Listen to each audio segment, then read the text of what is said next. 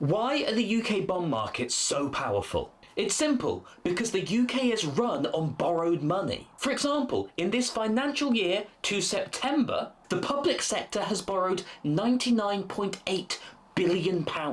And this was 8.6% more than September 2024, meaning we are still having to fill gaps in public spending by borrowing money. And the UK bond market has come under the spotlight in the last few years by torpedoing Liz Truss's premiership and supposedly keeping Rachel Reeves in a job. But how has it become this powerful that politicians will now kowtow out of the market at any time it gets spooked? Well, because public sector borrowing currently stands at 95.3% of GDP. And in the last financial year, the government spent an estimated £124 billion on debt interest payments alone, or 3.7% of GDP. And debt interest payments are forecast to be 8.3% of the entirety of government spending by 25-26. All of this adds up to a problem. The UK is spending vastly more than it's bringing in, and the cost of this is only set to rise. And the people willing to lend us money,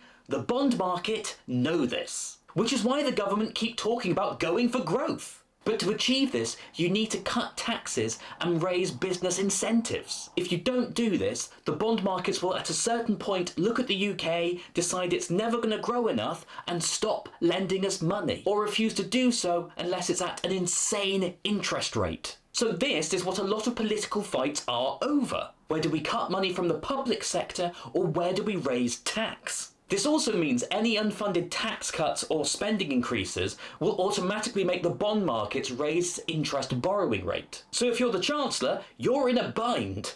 Which is why Rachel Reeves is going for another tax raid. Not because she hates the rich, but because she has to signal to the bond markets that she's trying. But if the government has to work for the bond markets, then do the bond markets in fact actually run the UK?